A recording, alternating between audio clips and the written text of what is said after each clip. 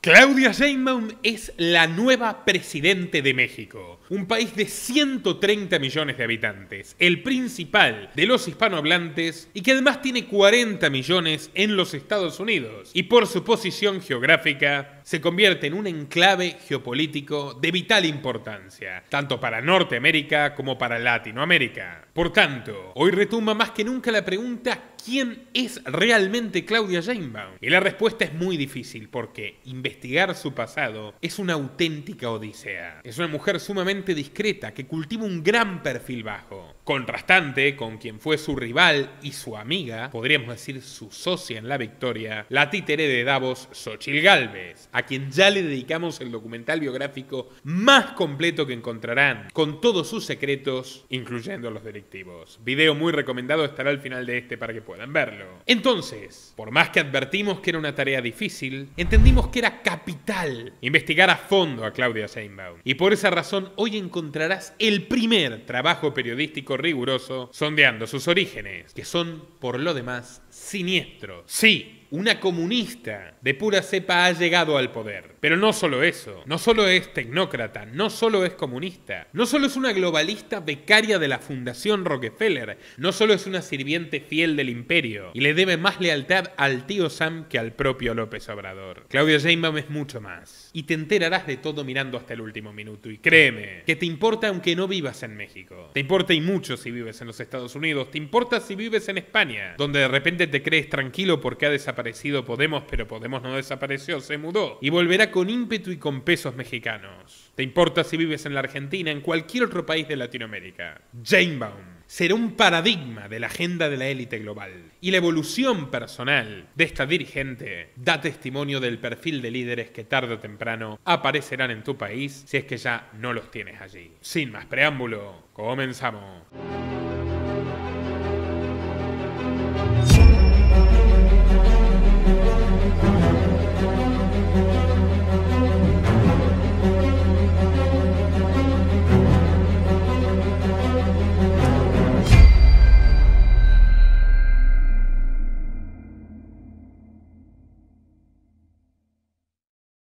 Se sabe que su abuelo paterno, Jonás Sheinbaum Abramovich, nació en Lituania alrededor de 1906, en una familia muy pobre de judíos ashkenazíes. Entusiasmado por la Revolución de Octubre, desde muy temprano se vio influido por los bríos bolcheviques y envuelto en distintas reyertas comunistas, formó parte del saqueo de una humilde granja, del cual resultó muerto su propietario, Jans Lauskas, y por esa razón, a sus 14 años de edad, el abuelo de Sheinbaum acabó preso. Durante el encierro, padeció una neumonía derivada del frío extremo y todo tipo de penurias y hambre. Diariamente solo podía beber un poco de agua gélida y comer un trozo de pan duro. Sin embargo, su juventud lo favoreció y a cambio de un soborno generoso, costeado con donaciones, logró salir de la cárcel. De lo que no se pudo escapar es de la Internacional Comunista, que por el favor de liberarlo de su agonía, lo contrató a él y a su hermano Salomón Sheinbaum para que se desempeñen como agentes en el extranjero. Era una oferta que no podían rechazar, y así los Sheinbaum se embarcaron hacia las Américas, con la épica misión de expandir el comunismo, de ser necesario, por el medio del sicariato. Su primer destino fue La Habana. Con la ayuda de Julio Antonio Mella y Carlos Balini, fundaron en 1925 el primer partido comunista de la isla, que era heredero, bastante profano, del Partido Revolucionario del poeta José Martí, que originalmente era un liberal antiimperialista, no era socialista. Pero bueno,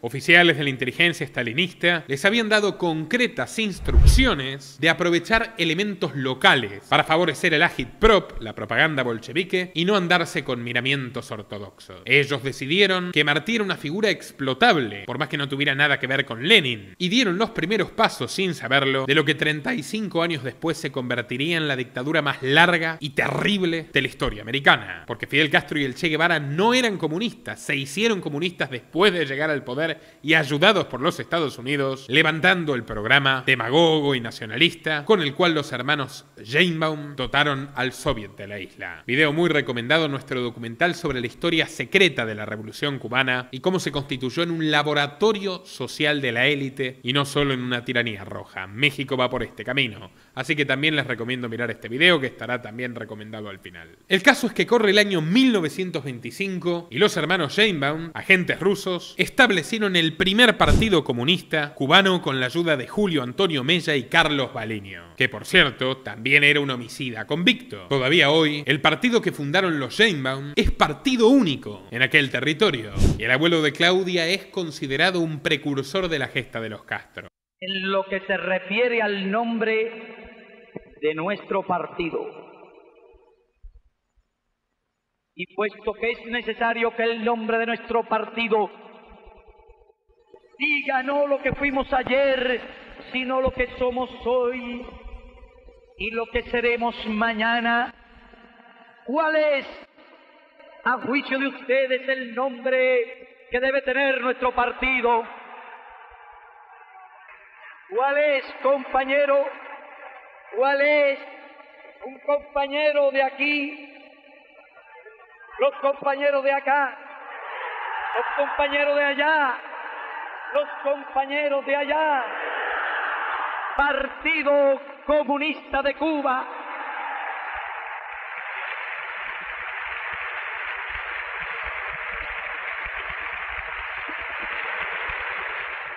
Pero para no enturbiar su campaña y darle letra a la oposición, que con muchas razones señala la radicalización del obradorismo, han decidido mantener esta vinculación genética entre el castrismo y Claudia en un conveniente silencio. Pero los hermanos Sheinbaum no se quedaron allí. Obtuvieron documentos falsificados, cambiaron sus nombres de raíz yiddish, los castellanizaron, Jonas pasó a llamarse Juan Sheinbaum, Salomón pasó a ser Santiago, y desembarcaron en México por el puerto de Veracruz. Curiosamente, hay un acta de interdicción de la aduana de la época donde registran que a Santiago Sheinbaum, léase a Salomón, se le decomisaron 2 granadas, pero lo dejaron ir porque argumentó que estaban desactivadas y que eran para un estudio científico. Curioso argumento para un señor que era un campesino lituano que no había terminado ni la escuela primaria, pero evidentemente era más elocuente que el empleado público mexicano de la época, o en todo caso le ganó la pereza y lo dejaron pasar. Pero gracias a ese incidente, hoy Claudia existe y es presidenta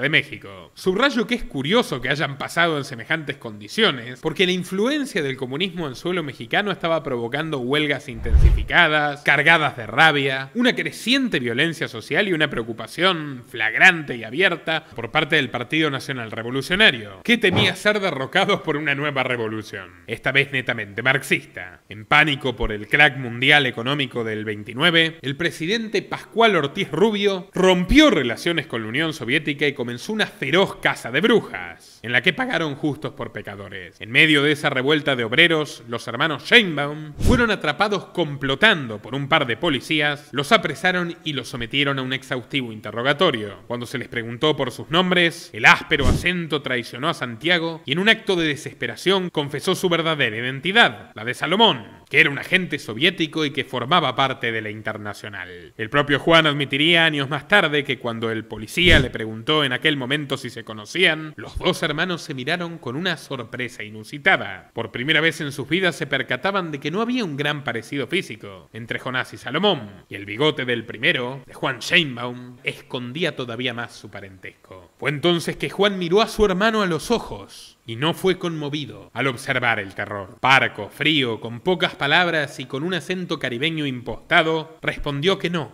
lo conocía, que no lo había visto en su vida. Los agentes entonces lo creyeron mexicano. Santiago Sheinbaum rompió a llorar y en una escena que el propio Juan describe como de una película, se lo llevaron arrastrándole la silla lentamente. Nunca más se volverían a ver. Juan Sheinbaum, oportunista, mezquino y un hombre que sabía mentir y mentir a tiempo, salvó el pellejo y le auguraba un futuro brillante en México. A Santiago, a Salomón, a su hermano el más sincero, el más honesto, el más humano si se quiere, lo golpearon salvajemente y lo deportaron en un estado semicadavérico. Y al llegar a Moscú, fue premiado al mejor estilo ruso. De patadas lo mandaron a un campo de prisioneros en Siberia, donde purgó una dura pena de trabajos forzados hasta su muerte por haber delatado información confidencial. por haberse quebrado ante el interrogatorio de la policía. Jonás o Juan Jainbaum, como quieran llamarlo, afirma que quedó traumado por la tragedia, que la triste escena de la despedida silenciosa ante su hermano lo hizo olvidarse de la militancia violenta. Y entonces se mudó lejos, bien lejos, a un selecto vecindario judío de Guadalajara. Y de a poco fue construyendo una vida como comerciante de joyas. Parte de esas joyas pertenecían al hijo de un matrimonio ruso de aristócratas zaristas a los que había desvalijado tras visitar su propiedad en la comuna de Polanco, en México DF. No queda claro si la misión era acabar con ellos y no los encontró, o si por el contrario se topó con la señora, que es una versión que circulaba en la época, y ésta le entregó las joyas a cambio de que le perdone la vida. Pero el caso es que Jainbaum rompió vínculos con la Internacional Socialista y con 2,7 kilogramos de alhajas, anillos, collares y pulseras de oro puro estableció las bases de una próspera empresa. Él mismo lo documentó. Así obra en sus cartas de amor a una tal Emma Joselevich Bruck. Y en 1933 ella dio a luz a su primogénito Carlos Jainbaum Joselevich, el padre de nuestra protagonista. Claudia, nuestra protagonista, ha dicho que su padre nació en un cuarto de azotea en la Merced. Mi padre nació en un cuarto de azotea en la antigua Merced. Un dato sacado de la ciencia ficción, pues en todos los registros figura que lo hizo en Guadalajara, Jalisco. Y de hecho nació en una residencia de 3 pisos. ¿Qué busca Jainbaum con sus ardides, con sus mentiras? ¿Acaso esconder su pasado hebreo? Es inocultable. ¿O busca ensalzar la impronta comunista de sus ancestros con una leyenda de pobreza urbana a lo Charles Dickens? Sea como sea, Carlos creció rodeado de las altas esferas del Partido Comunista Mexicano. Su padre, si bien ya no trabajaba formalmente para Moscú, era un destacado afiliado del PC local e incrementó drásticamente su negocio de joyas, incluso montando 7 sucursales, con ayuda explícita de ricos mexicanos de simpatías rojas, típicos herederos mantenidos, que dilapidan el ahorro de sus abuelos capitalistas. Él a cambio les abría las puertas de su casa para alojar largas tertulias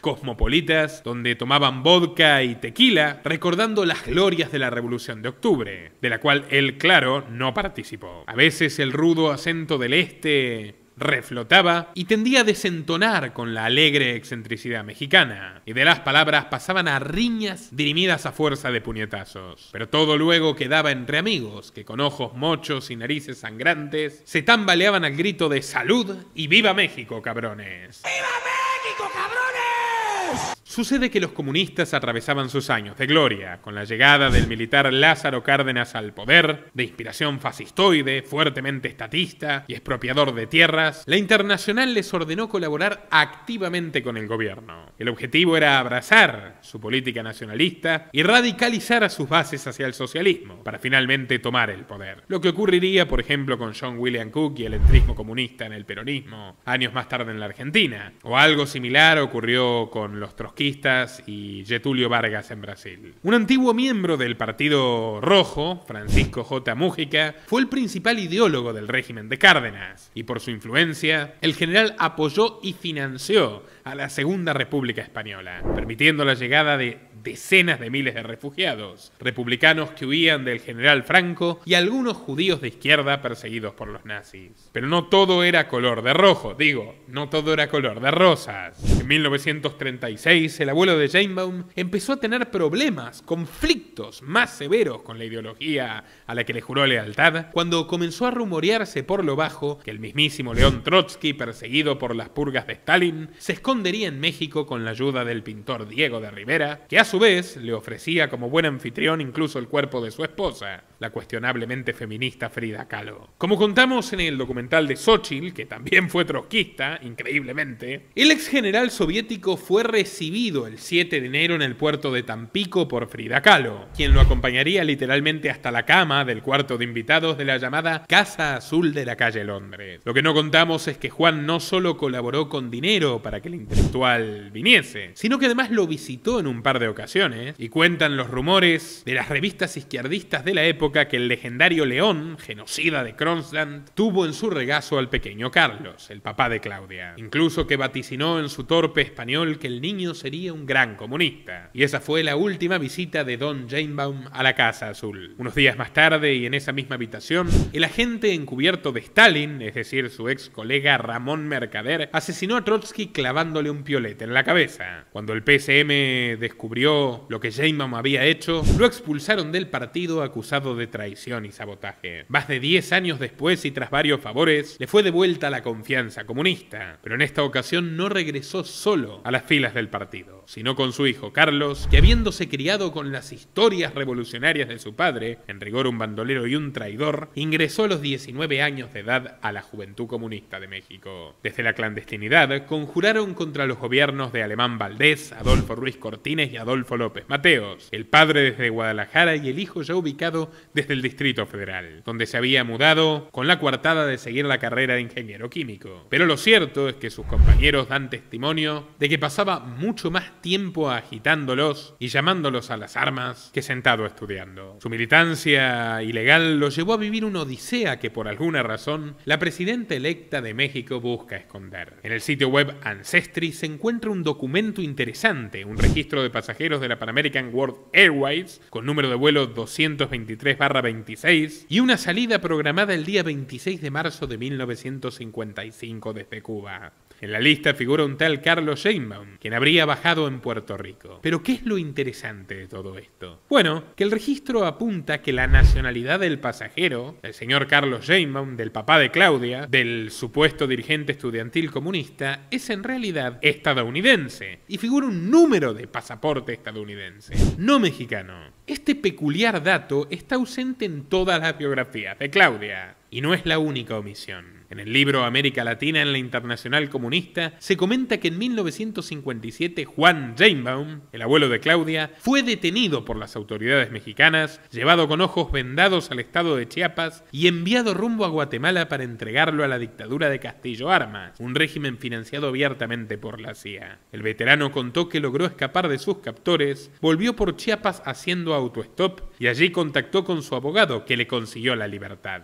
Pero el libro no dice ni de quién escapó ni cómo lo hizo. ¿Es que acaso escapó? ¿O es que Juan también reportaba, como numerosos izquierdistas de la época, como doble agente al servicio de los americanos? No sería el primer ni el último caso. De hecho, en los años 70, un tal Alfredo Jalife trabajaba como asset de la CIA, entregando al gobierno de Luis Echeverría, agente de la CIA, a colegas izquierdistas a los que les soltaba la lengua. Todo esto te lo contamos en nuestro video dedicado a Jalife, que tuvo más de 200.000 espectadores en su lanzamiento original y que hoy está disponible para quienes nos apoyen en patreon.com/Nicolás Moraz, junto al resto del contenido exclusivo para mecenas, patreon.com/Nicolás Moraz. Pero bueno, continuemos. El misterio del padre de Janebaum, de sorpresiva nacionalidad estadounidense, se acrecienta con otro dato que ella siempre encubrió. Según los registros que cotejamos en el portal web Ancestry, cuando Juan se encontraba detenido, su hijo Carlos estaba casado con una joven estadounidense llamada Judith Nachman, hija de un tal Bill Nachman, que era agente de la CIA. Todas estas piezas nos hacen sospechar que Carlos también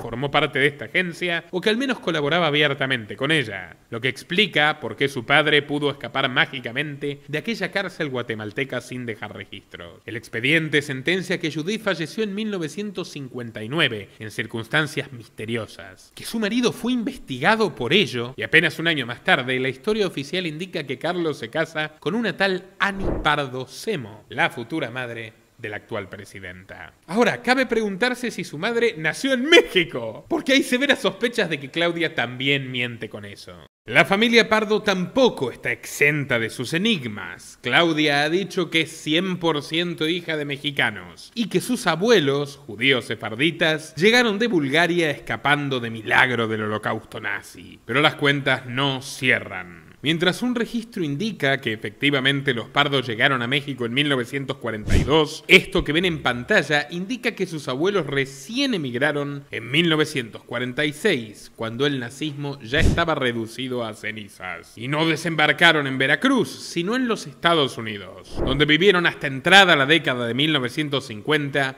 cuando Annie Pardo ya había nacido. Esto explicaría por qué a la joven le costaba tanto hablar el idioma. Sus padres solo conocían el antiguo español sefardí del siglo XV, y sus compañeros no escondían las carcajadas cuando la oían utilizar palabras tan obsoletas como infanzón, adamina, jofaina o ajorca. Al terminar la preparatoria, Annie siguió la carrera de bióloga y se convirtió en una de las primeras mujeres judías en entrar en el mundo académico mexicano. No obstante, el verdadero refugio lo halló en el Partido Comunista, donde se enamoró perdidamente de Carlos Sheinbaum. Un 24 de junio de 1962 nació de su amor Claudia Sheinbaum Pardo, la segunda de 3 hermanos. Inquieta desde pequeña, Claudia fue criada en los barrios judíos de Polanco y Condesa. En su casa se hablaba yiddish, se comía gastronomía ashkenazí y se festejaban todas las altas fiestas judías en casa de los abuelos. Lo más divertido de la noche era oír al veterano Jonás exagerando y llenando de romanticismo sus aventuras bolcheviques del pasado. En ningún momento los Sheinbaum se cuestionaron la contradicción de ser comunistas de alma y empresarios muy ricos en la práctica. Junto a 2 ingenieros, Carlos había fundado Sintacrom, la primera compañía mexicana para producir sulfato básico de cromo, clave para el curtido de pieles, de la cual fue su director comercial durante más de 30 años. Mientras tanto, tanto él como Annie se involucraron en las grandes causas izquierdistas de los años 60. Protestaron en defensa de la Revolución Cubana, participaron en movimientos obreros y se unieron a las famosas revueltas estudiantiles de 1968, que acabaron con la violenta matanza de Tlatelolco, cuando las fuerzas policiales acribillaron a más de 300 estudiantes en la Plaza de las Tres Culturas. A Claudia le gusta repetir que ella es hija del 68. Soy hija del 68, porque mis padres participaron en el movimiento estudiantil.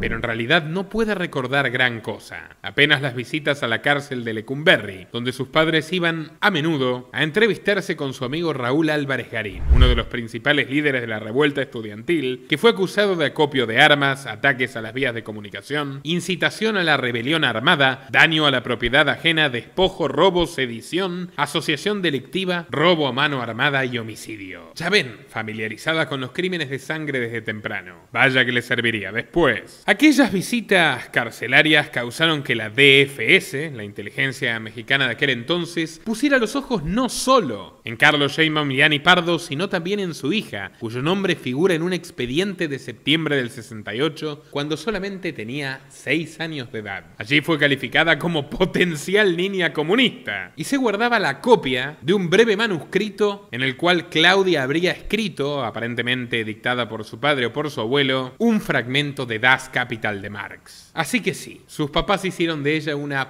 perseguida política precoz. Sheinbaum se recuerda a sí misma sentada en las escaleras de su casa, llorando desconsoladamente al ver a Carlos y a Annie abandonarla para marchar en una jornada represiva trágica que acabó con un río de sangre. No lloraba porque fuese adivina, claro, sino porque no la habían dejado asistir. Era un 10 de junio de 1971, en el calendario católico el día del Corpus Christi. Muchos estudiantes, profesores y militantes con nostalgias del 68 habían regresado del exilio y ahora buscaban su revancha, alzando sus protestas contra el gobierno de Luis Echeverría Álvarez, un exponente más de la dictadura perfecta del PRI, pero que además reportaba como agente de la CIA. ¿Quién diría que Claudia se terminaría convirtiendo en una fiel representación suya, pero adaptada al progresismo feminista del siglo XXI?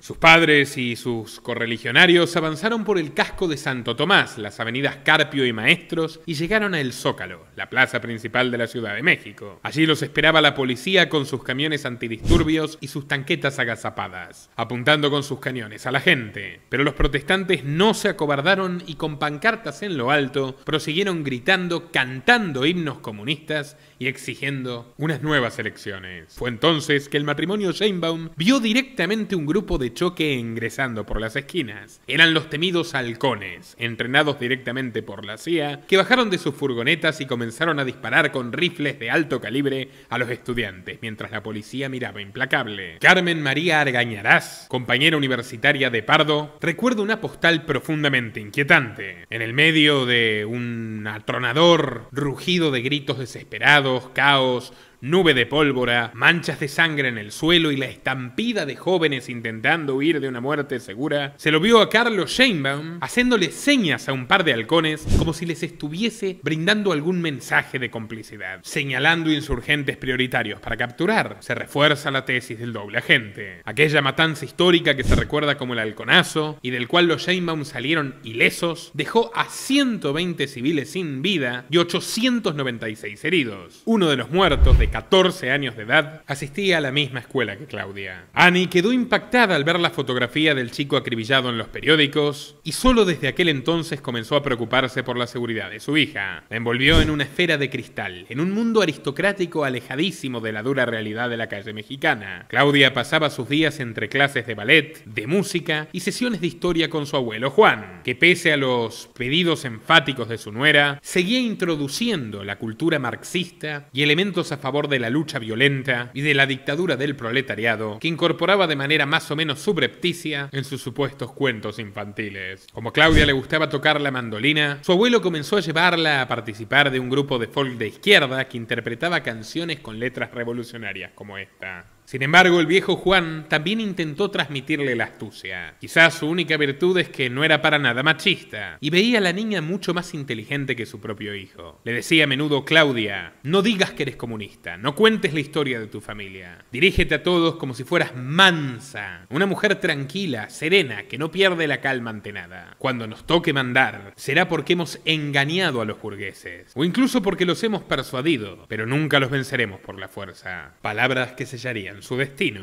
El día que se anunció el fin de la guerra de Vietnam, en abril del 75, I have asked for this radio and television time tonight for the purpose of announcing that we today have concluded an agreement to end the war and bring peace with honor in Vietnam and in Southeast Asia.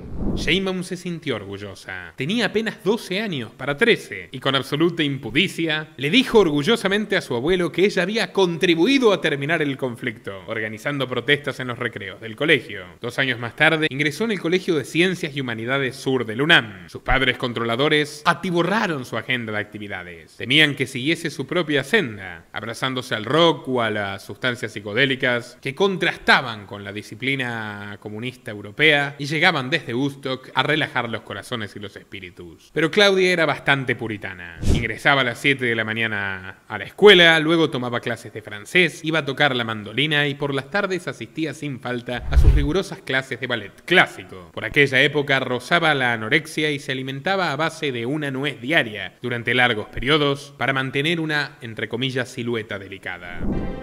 No, que fui un poco estricta. Un poquito. Es cierto.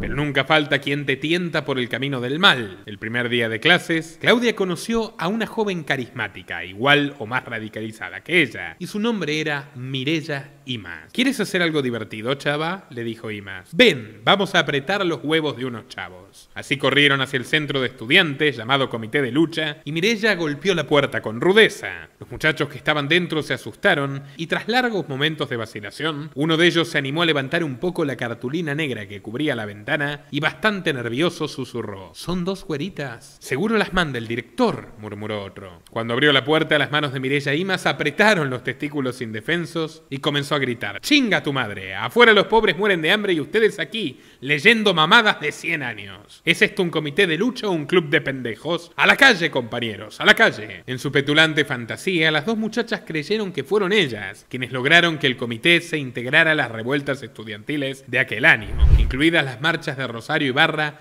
carismática líder del 68 y fundadora del Eureka, un movimiento que busca el paradero de desaparecidos políticos. Cuando tenía 15 años, me acerqué, me involucré con el movimiento de doña Rosario Ibarra de Piedra y otras madres que buscaban a sus hijos que habían sido desaparecidos por motivos políticos por el Estado. Causa por la cual Sheinbaum no ha hecho absolutamente nada, al igual que la ruinosa, militarista y proto-yanqui Cuarta Transformación. Así se ve el segundo piso de la Cuarta Transformación.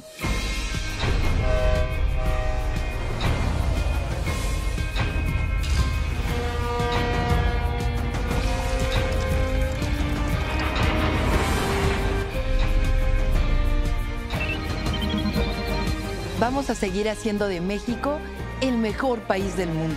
Pero el verdadero artífice no era Mireya, sino su hermano Carlos Simas, cuyo carisma y su intelecto maquiavélico hacía mover montañas en las filas estudiantiles de la izquierda. Cuando Claudia lo vio por primera vez, sintió un cosquilleo en el estómago. Era un muchacho alto, elegantísimo, el más guapo que había visto en su vida. Corriendo tras su príncipe azul, Claudia se involucró en el círculo de Álvarez Garín, el líder del 68 que los Sheinbaum solían visitar en prisión. ¿Se acuerdan? Álvarez acababa de retornar del exilio y fundó la revista Punto Crítico, una publicación ultraizquierdista que derivó en la creación del CESOC, Comité Estudiantil de Solidaridad Obrero Campesina. En cuanto oyó el apellido Sheinbaum, la hizo sentar inmediatamente a su lado y la acogió como su favorita. Yo te guiaré en este caldo de víboras llamado marxismo, le prometió. Y hasta el día de hoy, ella lo reconoce como su mejor mentor. En una oportunidad se acercó al CESOC un tal Ulises Lara, militante de una agrupación maoísta con la expresa misión de curtir a los más chavitos.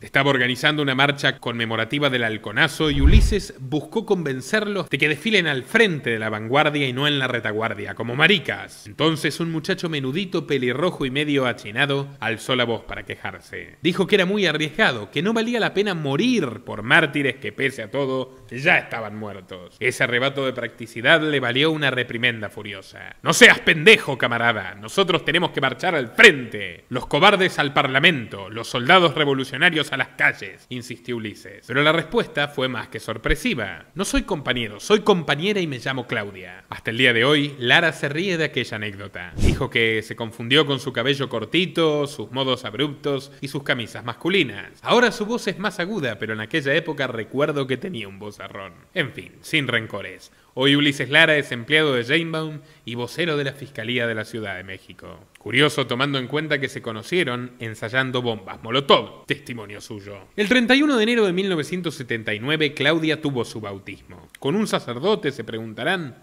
No, con la Cuba de los Castro. Aquel día pisó el régimen comunista por primera vez, en un viaje patrocinado por Álvarez Garín. Y lo sabemos, no por sus biógrafos, sino por los expedientes secretos de la DFS, que estaban bastante bien nutridos por confidentes y delatores. Motivos para espiarla no faltaban. Por aquellos años, Cuba era una escuela en técnicas de espionaje y subversión para cientos de guerrilleros terroristas extranjeros, los cuales fueron identificados tras desaparecer la Unión Soviética al desclasificarse millares de documentos. Así que muchos compañeros de viaje de Claudia tenían sus propios vínculos con la KGB. Eran agentes rusos en México, al igual que lo fue su abuelo, que también tenemos suficientes razones para sospechar que era espía americano. En 1981, Sheinbaum tuvo que elegir entre la ciencia o el arte. Finalmente eligió la ciencia sobre el ballet, dejó la academia de danza e ingresó a la UNAM para licenciarse en física. Decidí la física y como a los 6 meses entré al equipo de remo de la UNAM, bastante distinto a remar en Cuemanco.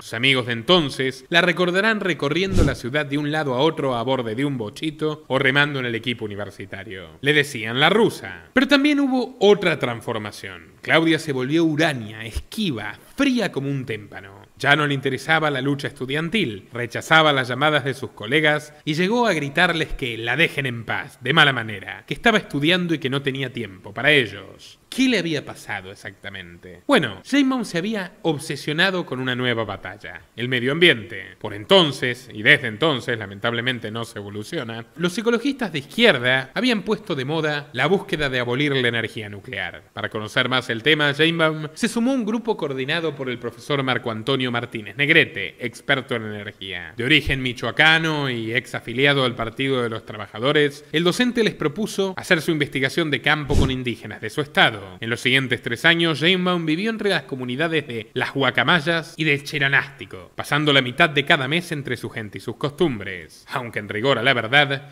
sería manipulando sus costumbres, pues le bastó agarrar confianza para calzarse el traje de policía ambiental y corregirle los hábitos que consideraban dañinos. Cito: mi trabajo era medir la cantidad de leña que usaban las mujeres en las casas. Quería mejorarles la vida y también cuidar el bosque. Por eso les enseñé a hacer un uso más eficiente y derribar menos árboles. 3 años estuvimos trabajando en la meseta y allí se quedó mi corazón. Lo cierto es que este proyecto, financiado por la Fundación Canadiense para las Américas, era un grupo creado de manera mixta por Greenpeace, creada por activistas antinucleares canadienses, y por la Fundación Rockefeller. Rockefeller, de los sanguinarios magnates y señores de la guerra que habían armado la guerra de Vietnam y que tenían en ese entonces Estados Unidos bajo su poder a través de Henry Kissinger, el todopoderoso secretario de Estado que literalmente había sido secretario de David y que trabajaba junto a Nelson Rockefeller, vicepresidente de Estados Unidos. Todos estos proyectos de los Rockefeller en América Latina, y el de la Fundación Canadiense en México no fue la excepción, buscaban ejecutar algo que describimos en este documental sobre Kissinger: la despoblación para depredar recursos. Claudia, y bien calladito se lo tiene, también repartía anticonceptivos entre las mujeres indígenas, promovía abortos en sus comunidades y también procuraba que se alejen de terrenos y de vetas mineras con recursos estratégicos que le interesaban a los Rockefeller. Esa fue exactamente la operativa del plan latinoamericano que llevaron adelante en sintonía con el informe NSM 200 de Henry Kissinger. Y al día de hoy Sheinbaum se ha mantenido absolutamente fiel a aquella época de becaria de la elite yankee. Sheinbaum culminó su informe en 1986, con esa épica de amor entre ella, la estudiante aristocrática, y los indios depauperados, justo cuando el rector de la UNAM, Jorge Carpizo, lanzaba su iniciativa de reforma universitaria. En aquella jornada, que parecía milimétricamente calculada, con Sheinbaum de gala, acompañada de la gente de la Fundación Canadiense, es decir, de los hombres de los Rockefeller, y en pleno campus, dos hombres se le aparecieron en la pequeña oficina a su rector. Eran Imanol Ordorica y Carlos Simas. Hoy no quiero excusas, vamos ya mismo al meeting. Sheinbaum, de punta en blanco, fue arrastrada a la Asamblea Fundacional del CEU, el Consejo Estudiantil Universitario, creado con el propósito de combatir al rector y sus proyectos modernizadores. Entonces volvió la intensa Claudia de la Juventud, que personalmente le exigió al rector que acababa de condecorarla que abandone su despacho, y desde la ventana realizó un discurso auténticamente inspirado. ¡No caigamos en provocaciones!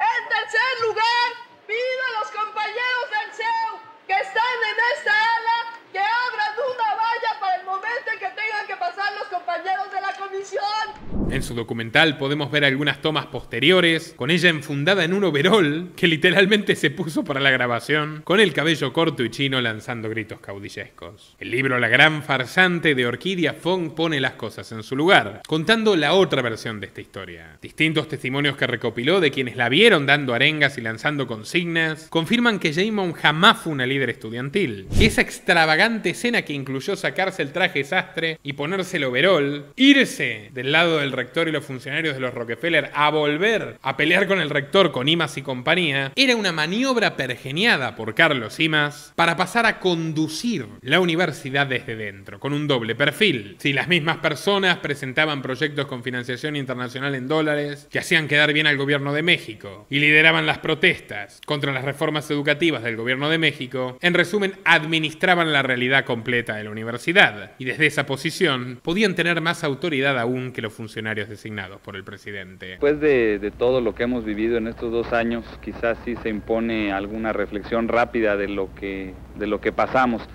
En primer lugar, habría que decir que lo más importante de todo es que aprendimos a luchar y vencer. En aquel libro consta que Sheinbaum imitaba el acento y las palabras de Imas, sus poses revolucionarias e incluso sus maneras refinadas a la hora de dialogar con otras personas que así lo ameritaban, al igual que en este momento se está volviendo tabasqueña de tanto imitar y tratar de mimetizarse con López Obrador. Del otro lado, porque hay un bloque opositor, hay un bloque conservador. Ellos hace unos días dijeron que también ya van a decidir cómo van a venir los procesos. Bueno. Y vaya que López Obrador es testigo de cómo terminó Carlos Simas, situación que ya les contaremos más adelante. Así que les recomiendo que se ponga una ancha placa de acero colgada a la espalda, especial para puñaladas. Pero bueno, la publicidad es muy efectiva y hasta hoy Sheinbaum se adjudica algunas grandes victorias de aquel año. Por ejemplo, la madrugada en que la rectoría llenó el auditorio Che Guevara con sus matones y sus perros. Allí Sheinbaum salvó la situación llamando a los ceuistas a no caer en provocaciones y negociar siempre desde la paz. Toda una Gandhi. Se infiere que la rectoría le pagaba un sueldo por debajo de la mesa para evitar los escándalos con sus camaradas, que por supuesto ignoraban esta situación. Aquel pacifismo logró fastidiar a la corriente mayoritaria del CEU, que acusó a a Sheinbaum, Imas y Orodrika de negociar con el enemigo, lo cual era una realidad objetiva. Los dialoguistas, sin embargo, no solamente tenían fondos, tenían el manejo del marketing y protagonizaron una marcha en penumbras de 200 estudiantes hacia la torre de la rectoría. Pasada la medianoche, Claudia se trepó al techo para colgar la bandera de huelga, como retrata este diario de la época. Con esa foto, se proyectaban a las afueras de la universidad como auténticos rebeldes y silenciaban a quienes efectivamente eran rebeldes, aunque fuera por malas razones, y que en muchos casos terminaron en calabozos oscuros de comisarías o directamente desaparecidos, como Marta Urduy. La reforma de Carpizo fue finalmente derogada y Sheinbaum, que tanto había hecho en los hechos para defenderla, se colgó la medallita como si fuese su logro, firmando el acta de creación del Congreso Universitario para monitorear cualquier intento similar en el futuro. Básicamente, para garantizar que el UNAM siga siendo un soviet controlado por la izquierda y pagado por el dinero de los sufridos trabajadores mexicanos que jamás pisarán una universidad, pero deben financiar el adoctrinamiento de las élites. No solamente ganaron los estudiantes, también triunfó el amor, pues a finales del invierno, Sheinbaum y Carlos Imas se casaron en una boda selecta y privada. La celebraron ni más ni menos que con una luna de miel por los países de la Unión Soviética. Claudia fue tras los pasos de sus ancestros y desde la República Socialista de Bulgaria enviaron una postal con esta dedicatoria, tomando ideas del mundo comunista para transformar México. Nunca más acertado. En 1987, el mayor partido de la nación azteca, el PRI, sufría un auténtico desmoronamiento interno. Enfrentado con la creciente figura de Carlos Salinas, su mayor adversario, Cuauhtémoc Cárdenas, hijo del legendario general Lázaro Cárdenas, rompió con el partido y comenzó a sondear posibles alianzas con la izquierda radical. Buscaba sangre fresca, joven, y solo podía encontrarse en un lugar entre los líderes victoriosos de la CEU: el advenedizo Carlos Imas y Manuel Ordorica y Antonio Santos. La reunión se hizo en la casa de la propia Sheinbaum, la que tenía más espacio, que ya ocupaba los 3 pisos que sus padres le cedieron y donde se dice que maltrataba y obligaba a hacer tareas domésticas cual mucamo a su pequeño hijastro. Allí se acordó lo que fue la visita de Cárdenas a la ciudad universitaria, donde a base de huevazos y empujones, los exaltados estudiantes corrieron de la UNAM a otros candidatos que también querían hablar. Muy democrático, como las mañaneras de AMLO, ya ven. Y después el 88, que fue la ruptura del PRI, la corriente democrática encabezada entonces por el ingeniero Cárdenas, Muñoz Ledo, Ifigenia, y que después pues se creó un movimiento muy grande. Y ahí desde la universidad participamos nosotros. Un bautismo de masas para Cárdenas, que selló las bases de lo que en 1989 pasaría a llamarse el Partido de la Revolución Democrática, el mismo donde confluyó un agitador del estado de Tabasco, famoso por entonces por haber asesinado a su propio hermano y haber dejado tetrapléjico a un antiguo compañero de escuela, Andrés Manuel López Obrador. Pero tiempo al tiempo, mientras su esposo se inmolaba en las campañas de Cárdenas, Sheinbaum se graduó de la UNAM con mención honorífica, y su perfil de tecnócrata avanzaba a pasos acelerados. Sin embargo, ¿se acuerdan del axioma marxista tomado de Proudhon de ¿la propiedad es un robo? Bueno, Claudia lo llevó a la práctica y se robó páginas y páginas de una tesis ajena. Sí, la docta, la prestigiosa académica. Plagió principalmente un trabajo escrito en la Universidad de Princeton por un tal profesor Samuel F. Baldwin. Esto lo demostró el académico Guillermo Sheridan, que analizó 15 ejemplos de plagio perfecto en la tesis de Sheinbaum, desde frases copiadas textualmente, parafraseos muy mal disimulados, cambiando apenas una palabra, o la copia de dibujos y diagramas. Lo mismo en su tesis de maestría, donde el académico rastrea otros 16 ejemplos de plagio. Es eso Sheinbaum, una maestra del engaño, del ardid y de la mentira. Hoy gobierna México. En los papeles estaba todo legal. Al cumplir 26 años de edad, Claudia dio a luz a su hija, Mariana Imas Sheinbaum, tratada siempre en claro favoritismo en favor suyo y en detrimento de su hermanastro. Pero salvar el planeta era prioridad por sobre todas las cosas, incluida Mariana. Así que Claudia realmente se desentendió de su crianza y la ingresó a una estancia infantil con tan solo 4 meses de edad, mientras continuaba con sus propios estudios académicos. Entonces, cuando nació Mariana, entró a la guardería del Seguro Social a los 4 meses Mariana. Rodrigo iba a la escuela. Entonces, pues, la dejaba en la guardería, estaba en Tlalpan. De ahí me iba a dar clases. Regresaba de dar clases, la recogía, me regresaba a casa de mi madre, terminaba la tesis de licenciatura y después 2 tardes a la semana iba a tomar clases a la maestría. La política también pasó a segundo plano y a Sheinbaum ya no se le veía en las calles, salvo para acompañar oportunamente a su marido en un mitin muy especial, el día que López Obrador organizó su primer éxodo por la democracia en el año 1991. Hoy se encuentran movilizados y en protesta contra un régimen que ha decidido llevarlos a la miseria y reprime sus protestas, amparado en la interpretación represiva de la legalidad existente. Por cierto, el agitador se fue de allí con autobuses pagados por el Estado y millones de pesos que repartió entre sus acólitos, así que tanta solidaridad no demandaban. Aquel año Sheinbaum se inscribió al doctorado de Ingeniería Energética, siendo la primera mujer de México en lograrlo. Pero la UNAM tenía mejores planes para ella. Como carecían de infraestructura acorde, le otorgaron una beca de investigación para la Universidad de Berkeley. Más concretamente, una estancia en el Laboratorio Nacional Loren, el más prestigioso de los Estados Unidos y cuyo pasado es francamente siniestro. Estamos hablando de un laboratorio financiado por el clan Rockefeller desde el día 1 y hasta hoy, y cuyo producto más insigne es ni más ni menos que la bomba atómica que le lanzaron a Hiroshima. We knew the world would not be the same. Few people laughed. Few people cried. Most people were silent. I remembered the line from the Hindu scripture, the Bhagavad Gita. Vishnu is trying to persuade the prince that he should do his duty, and to impress him takes on his multi-armed form and says, "Now I am become death, the destroyer of worlds."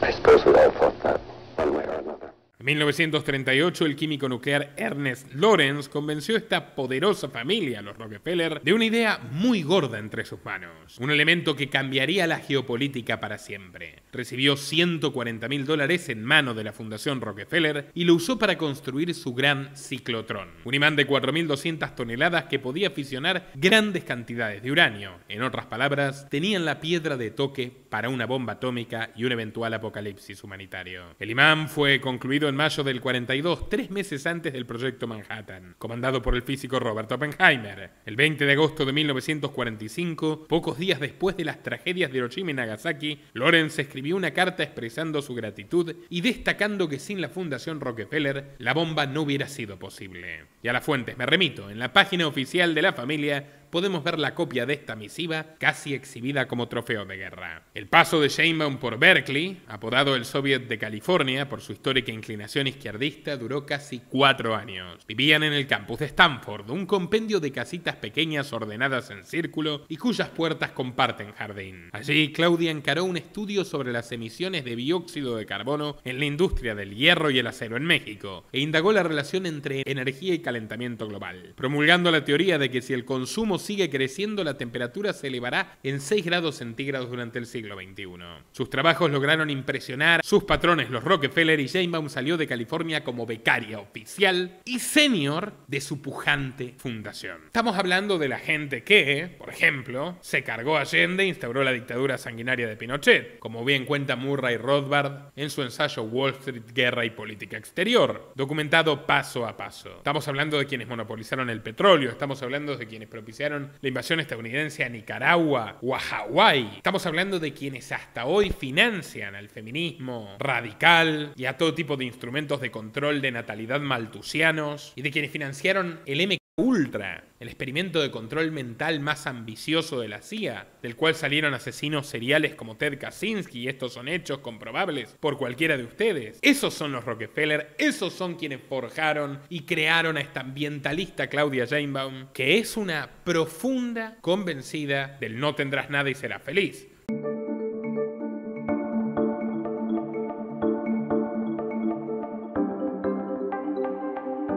No No tendrás nada tú y serán felices ellos. Los Rockefeller, los Klaus Schwab, Jane Baum y compañía. Y está todo explicado en nuestro documental sobre el Foro Económico Mundial. Único en su tipo, incluyendo la biografía de su peculiar y siniestro fundador, Klaus Schwab, y de su nuevo presidente, Borge Brende, que se encontraba casualmente en Acapulco cuando le notificaron su ascenso. Video muy recomendado, estará al final de este, háganse un tiempo para verlo. Vale la pena. Y ya lo verán, Davos volverá a ser central en nuestra próxima entrega del documental de Jane Baum. Pero continuemos. El mecenazgo no era nada inocente, porque a pesar de la distancia, los Simas seguían muy de cerca las intrigas políticas de su país. Y a los Rockefeller hace tiempo que les interesaba sobremanera el petróleo mexicano. En 1991, el presidente priista Carlos Salinas de Gortari cerró una gira triunfal en Stanford.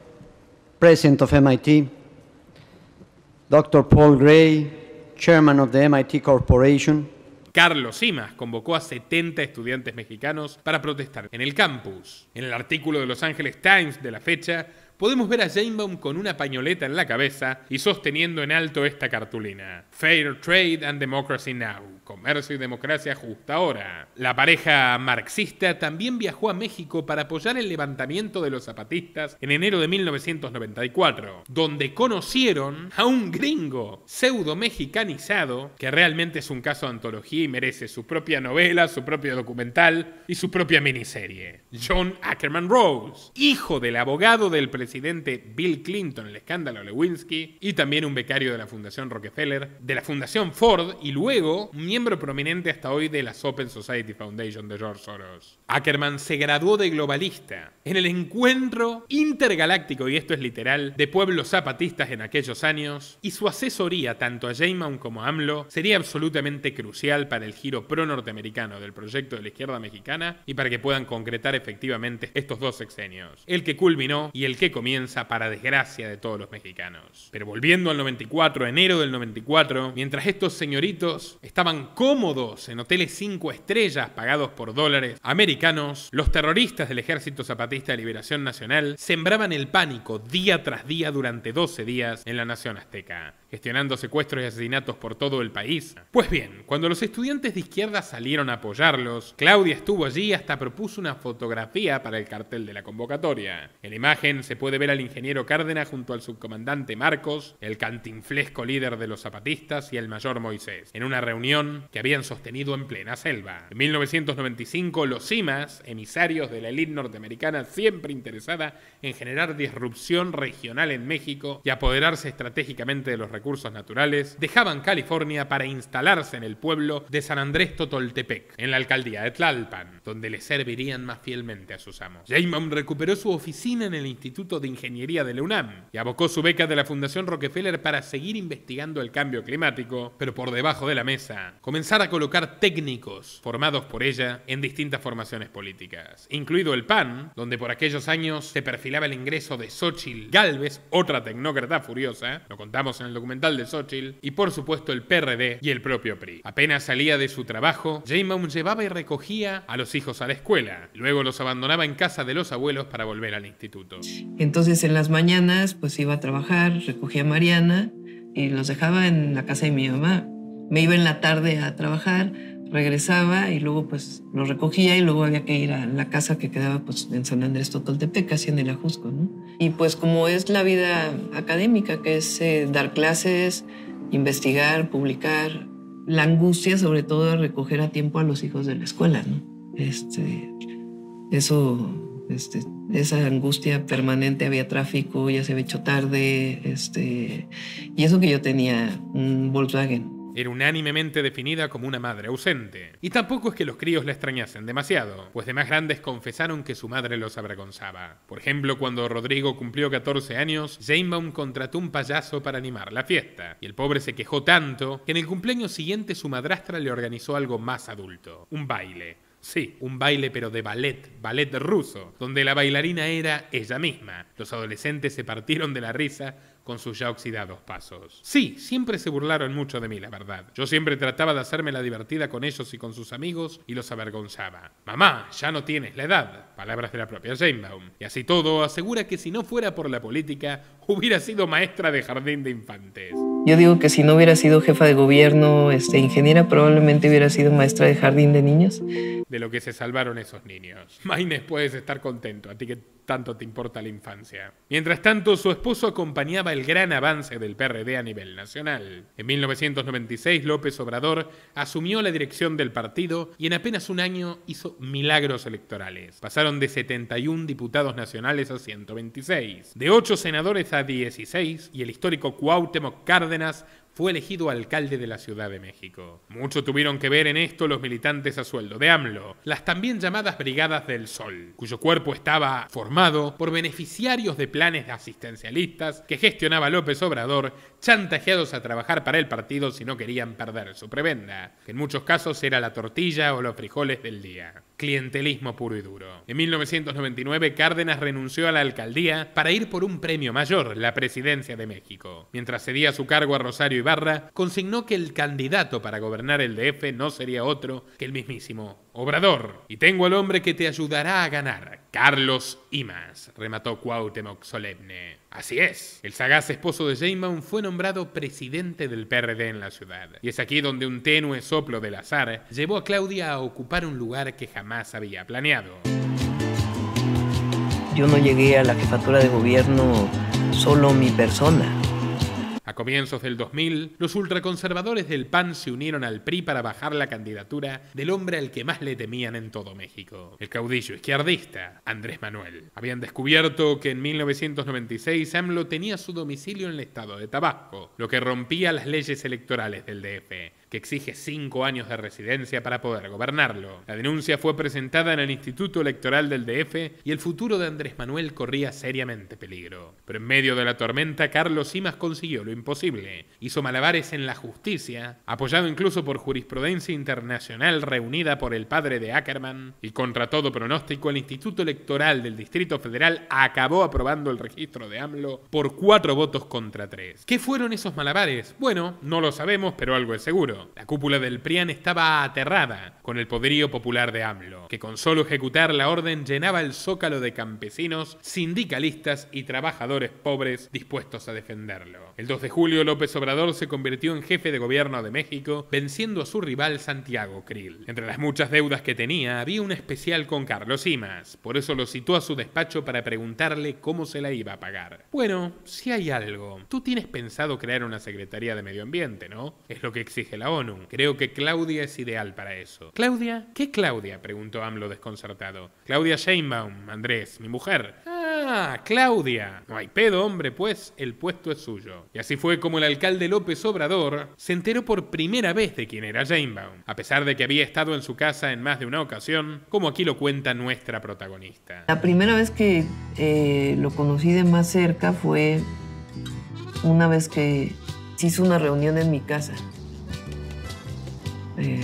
donde fue él, que es cuando, como una semana después de que se había anunciado que él iba a ser el candidato como jefe de gobierno de la ciudad.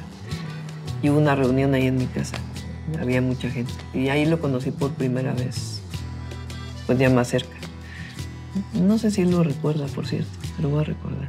Lo cierto es que Claudia guardaba para sí misma su mayor virtud política, la capacidad de traicionar de manera absolutamente fría e impiadosa a quien sea a cambio de poder, y no tardaría en revelarla. Lo cierto es que méritos no le faltaban, además de este. Doctorada en Berkeley, becada por la Fundación Rockefeller, y en ese mismo momento era jurado en el Encuentro Hispanoamericano del Milenio, para la categoría de video documental. Estos premios eran financiados por la ONU para promocionar los objetivos del milenio de la Agenda 21, la antecesora de la Agenda 2030, que hoy, no tengan duda, gobernará México más que cualquier otro principio. El presente y futuro de nuestro país depende de las decisiones que tomemos hoy sobre sostenibilidad.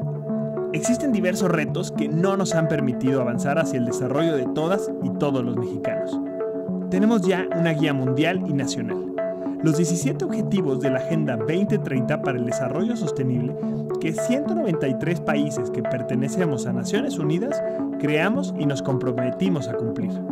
En México ya tenemos una estrategia nacional, construida por los 3 niveles de gobierno: sociedad civil, sector privado y academia.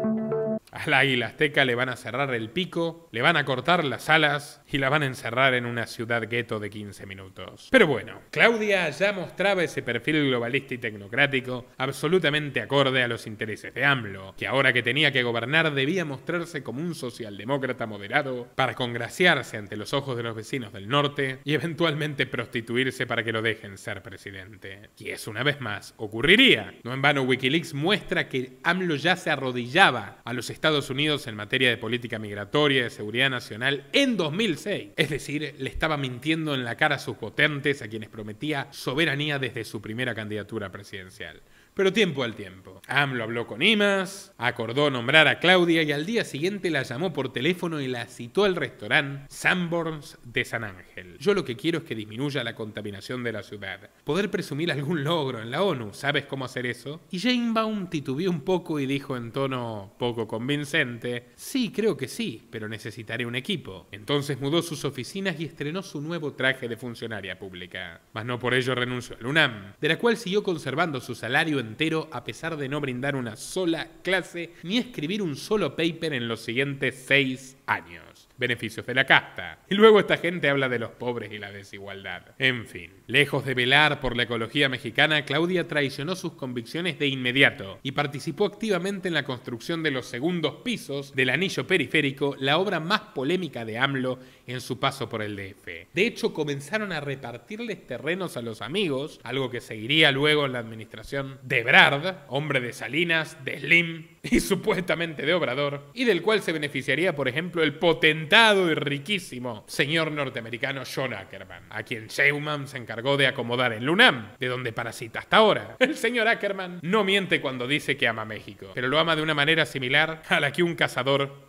ama a su presa. Pero bueno, tradición de desviar recursos públicos y propiedad de tierras fue implementada por Sheinbaum y las comisiones engordaron la billetera política de su jefe, ustedes me entenderán. Terrenito por aquí, comisión por allá y todos contentos. Robaban y repartían y aumentando el asistencialismo se garantizaban esas tropas de ejército de reserva en las calles. Esa gente que básicamente le transfería poder a AMLO sembrándole discordia e incomodidad a trabajadores, profesionales y comerciantes de los centros urbanos. Pronto lanzaremos nuestro nuevo documental sobre López Obrador, así que clica al botón de suscribirse y activar todas las notificaciones para no perdértelo. Y allí desarrollaremos cómo en aquellos años permitió que movimientos sociales ocupasen el Zócalo permanentemente para protestar contra el presidente panista Vicente Fox. Incluso los ayudó dándoles comida, autobuses y asistencia médica pagada por los contribuyentes contra su voluntad, incluyendo a quienes votaron a Fox o quienes sencillamente no querían malgastar su dinero en eso. El hombre detrás del proyecto era el ingeniero civil David Serur, integrante destacado de la comunidad judía mexicana, que aprovechó sus influencias en la colectividad e hizo lobby directamente desde la oficina de Sheinbaum para realizar esa obra faraónica. Obra que jamás fue terminada, por cierto, y la información de sus contratos, convenios y liquidaciones estuvo reservada durante más de 10 años por orden del titular de la FIMEVIC, Rodrigo Rey Morán. Hoy, más de 20 años después de la inauguración del anillo periférico, muchos coinciden en que fue un absoluto fraude. La autopista no sirvió para reducir el tráfico, siendo que el 70% de los habitantes del DF utilizan el transporte público y solo favoreció a las familias más acaudaladas que se dan el lujo de ir a trabajar en automóvil, y todo esto confiscando terrenos a muchísimas personas que luego fueron recolocados y repartidos entre funcionarios, políticos y activistas de ONGs para uso privado. Pero bueno, si hablamos de los grupos inmobiliarios de propiedad judía en México, no podemos omitir al grupo Danos, que también hizo lobby en las oficinas de Sheinbaum. Digamos cosas de paisano. Y esto no es ninguna connotación antisemita. Elogiamos la vocación empresaria y capitalista del pueblo judío y repudiamos toda forma de discriminación contra él. Pero también repudiamos los abusos, los privilegios e incluso los crímenes que cometen los lobbies sionistas en nombre de la identidad judía. Y lo digo yo, que también tengo sangre sefardita como Sheinbaum. Hoy, el grupo Danos, tan privilegiado por la alcaldía de AMLO y a instancias de Sheinbaum, es objeto de críticas por construir una serie de enormes y polémicos centros comerciales en el distrito bajo la alcaldía de Claudia, saltándose todas las medidas de seguridad y vialidad, lo que acaba en tragedias mortales como la del centro Arts Pedregal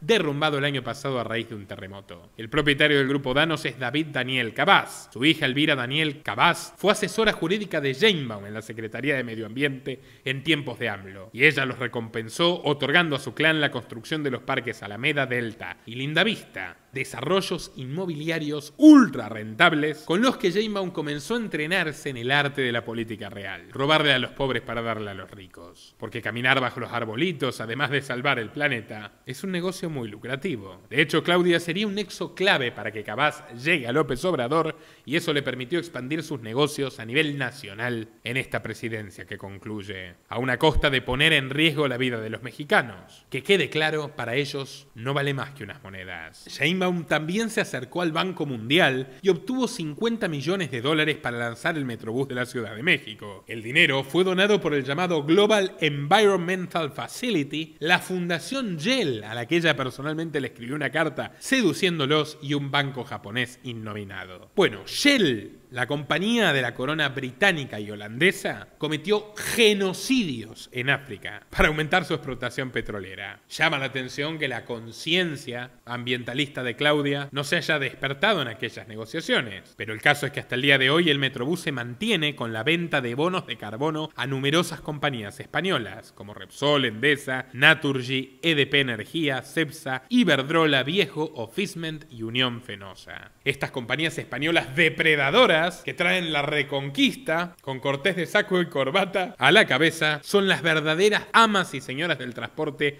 que usan día a día los ciudadanos de México DF. Al igual que la señora Ana Botín, gerifalda de Bilderberg, financista del Build Back Better de Biden, romper todo para construirlo de nuevo con impronta verde, y quien sigue operando en Moscú pese a las sanciones por crímenes de guerra a Putin, esa señora Ana Botín se convirtió en la principal banquera de México durante el sexenio de López Obrador, es la principal financista del DF ahora en la administración Sheinbaum, y la conoce desde aquella época cuando fue la intermediaria de esta operación de bonos de carbono, que es básicamente una especie de crédito para contaminar que un gobierno fraudulento le vende a una corporación incompetente y privilegiada por el Estado en un país del primer mundo, generando un negocio artificial para los bancos y a costillas de los consumidores, que somos las víctimas finales de toda esta locura. Mientras tanto, las cosas también marchaban de maravillas para el marido de Sheinbaum. Carlos había sido elegido como jefe delegacional de Tlalpan en 2003, una de las 16 que componen a la capital mexicana. Sin embargo, su cargo tan solo le duró 5 miserables meses. Lo que nunca imaginó este político de raza es que la causa de su caída vendría de muy cerca, tan cerca como la mujer con la que dormía por las noches. El 3 de marzo de 2004, el programa El Mañanero, conducido por el comediante Broso, mostró un video que hizo tambalear al gobierno distrital de López Obrador. Allí se veía a René Bejarano, un colaborador cercanísimo de López Obrador, recibiendo $45.000 en cash del empresario argentino Carlos Ahumada. Era el segundo video en apenas 48 horas. El primero, publicado en el noticiero nocturno, había mostrado al secretario de Finanzas del DF, Gustavo Ponce, fumando un cigarro y jugándose un blackjack en el elegante Bellagio Casino de Las Vegas. En suma, las caras corruptas del obradorismo, que pese a sus intentos de encubrirlo todo, veía la verdad escapándosele por los poros. La reacción del cacique fue clásica de él: victimizarse. Dijo que todo era un complot, una operación en su contra orquestada por Carlos Salinas y el presidente Vicente Fox. Incluso convocó a miles de sus seguidores al Zócalo para que se corriera la voz de que su gobierno izquierdista y democrático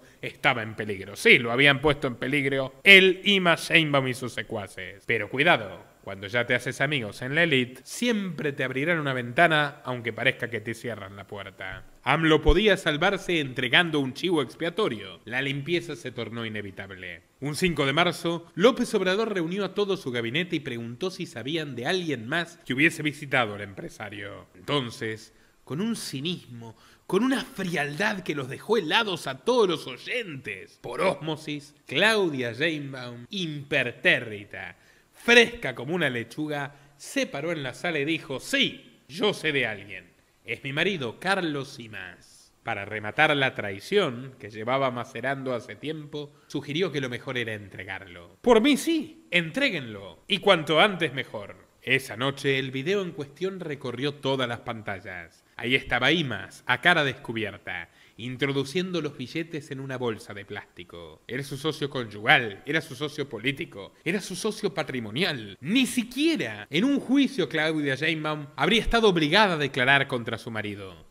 Pero ella lo entregó. Ella, que también se benefició de esa corrupción explícita y obscena, lo entregó. ¿Por qué?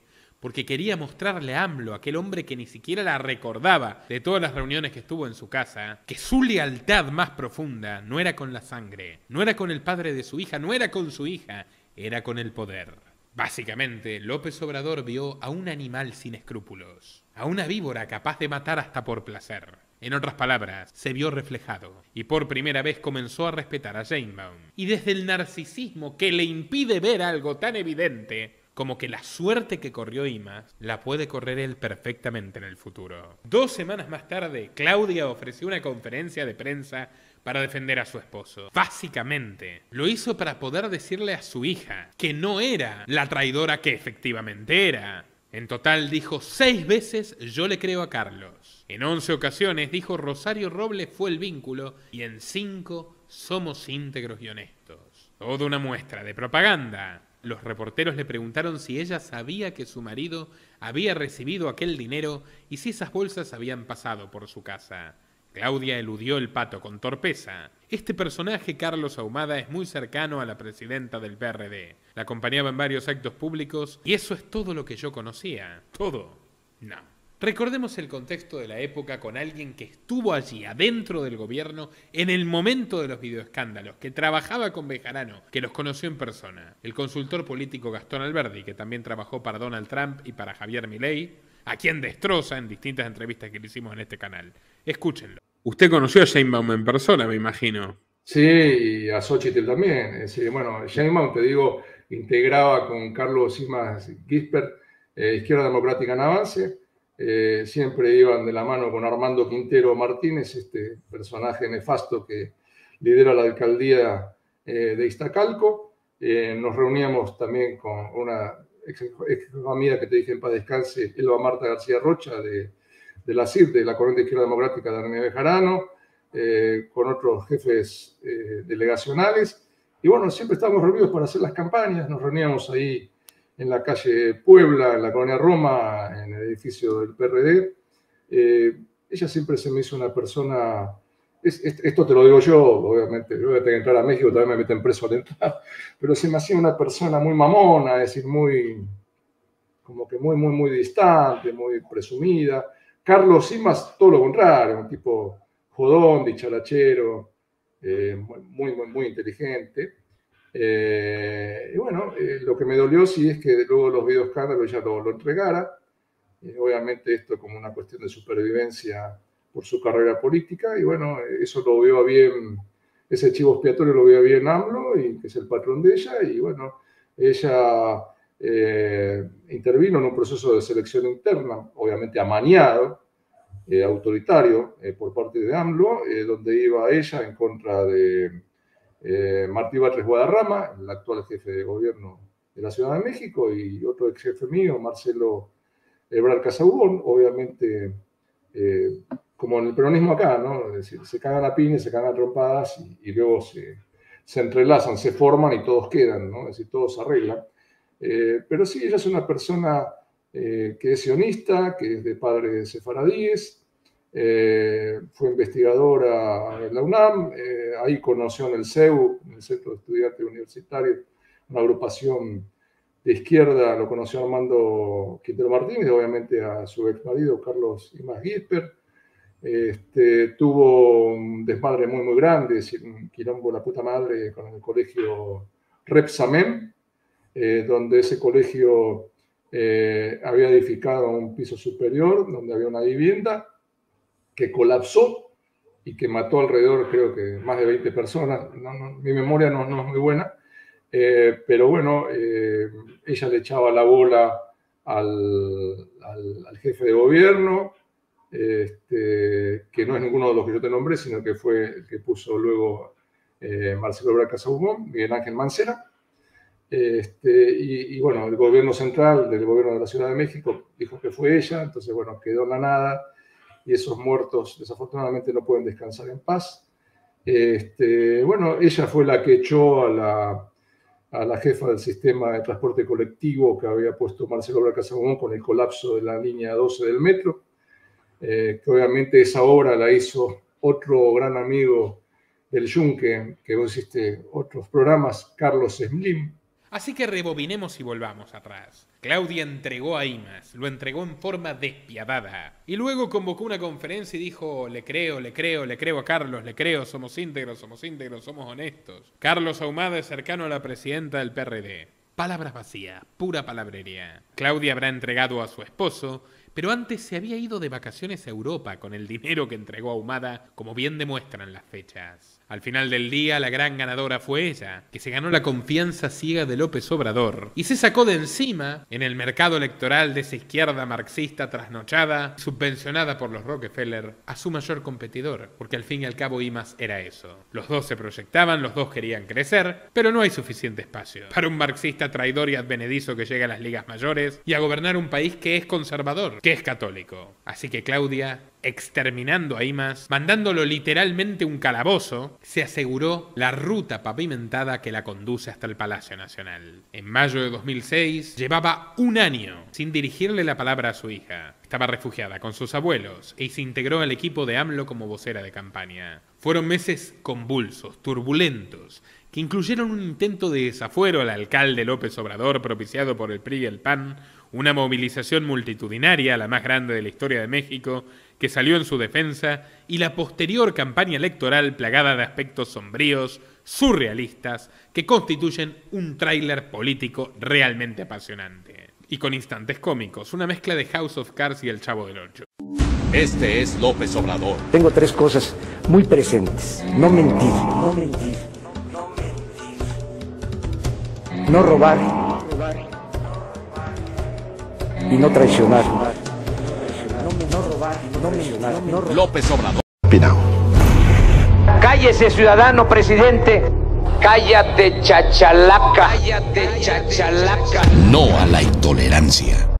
Podemos mencionar, por ejemplo, las células bolivarianas que operaron bajo sueldo de Hugo Chávez para apoyar a AMLO, o los cables de Wikileaks que les cité, que demuestran cómo Andrés se doblegó ante la Embajada de los Estados Unidos y prometió utilizar al ejército para combatir al narco como lo hace ahora, que en realidad es combatir a los mexicanos, pues en sus sexenios ya han muerto más de 180.000. Y los narcos son cada vez más fuertes, siendo los principales los señores de la DEA y la CIA. Pero bueno, también están los $2 millones que entregó el cártel de Sinaloa en mano a colaboradores cercanos de López Obrador a cambio de futuras candidaturas y funcionarios favorables, ilustrativo de lo que les decía, o el cierre de campaña en Río Balsas, donde el líder criminal alias La Barbie financió ómnibus, toneladas de personas y hasta grupos de música tropical para hacerle la fiesta al candidato rojo, que lo llamó personalmente para agradecerle. En fin, todo esto y más podrán encontrarlo en el documental más completo sobre Andrés Manuel López Obrador, que estará disponible muy pronto. Clic al botón de suscribirse y activar la campanita de recibir todas las notificaciones,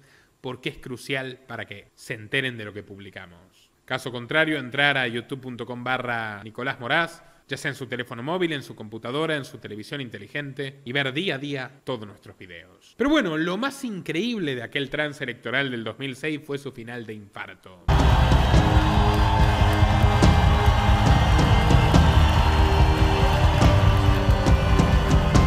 Eran las 11 de la noche del 2 de julio, fecha de los comicios, y centenares de miles de entusiastas se congregaron en el Zócalo, ansiosos por la victoria de su Mesías. El Instituto Nacional Electoral insta a los candidatos a tener paciencia, pues no habrá resultado concluyente. Pero AMLO sale al escenario y se declara vencedor. La ventaja es irreversible por más de 500.000 de votos, exclama. Cuando viene el fraude del 2006, yo lo voy a ver al siguiente día y me dice, entonces empezaba lo del voto por voto, casilla por casilla, pero de la gente. Y entonces me dice él, ¿me puedes ayudar a trabajar con un equipo para entender cómo fue el fraude? Fueron pues muchos días de ver las actas, cómo eran, contar los números, hacer matemáticas con el famoso PREP, hasta que vimos pues cuál había sido esquema principal del fraude, ¿no? Que fue en la casilla, cambiando los datos de las actas, aparte pues de otros métodos. Pero todo ese proceso para poderlo ir sabiendo exactamente qué es lo que había ocurrido y cómo evidenciar que realmente ha habido un fraude, pues fueron muchas noches sin dormir. Muchos matemáticos, científicos que en su momento también hacían sus propios números. Hasta que se hizo pues el documento que fue presentado en el Tribunal Electoral. Los primeros gritos de fraude resuenan en la multitud.